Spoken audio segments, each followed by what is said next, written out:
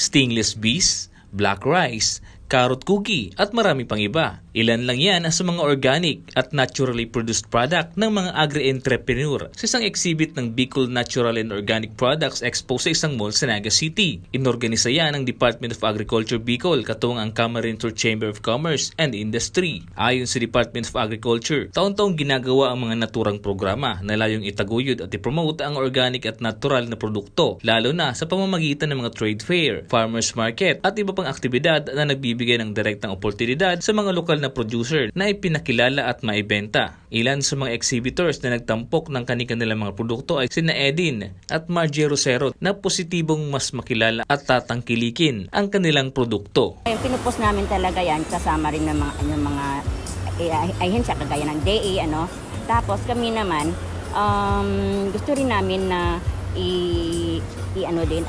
i-post din or explore para ma-explore ang organic. Kumbaga isang honor of achievements din po yung pagdadala namin ng mga products. So, nakakatulong po siya. Ayon sa DA Bicol at Camsur Chamber of Commerce, maliban sa Avenue, kung saan na itatampok ang mga produkto ng mga agri-entrepreneur sa rehiyon at tulay din umano ito para makahikayat ng iba pa para tangkilikin ng organic at natural farming.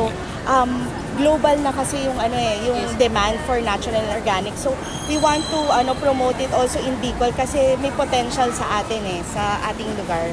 Yes, napakahalaga nito kasi 'di ba, unat sa lahat mahalaga na sa atin ng health and wellness, 'di ba?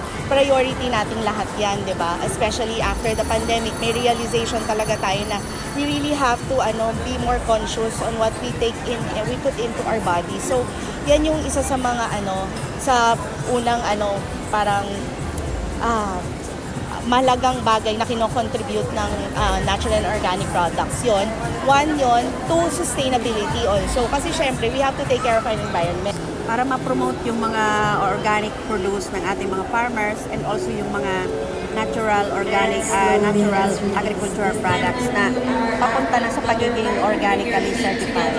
Ito kasi sinusulong to ng isang programa ng Department of Agriculture, yung Organic Agriculture Program, na meron tayo sa buong bansa, may goal yung Organic Agriculture Act since 2016 na ma-convert at least 5% of our agriculture area into organic.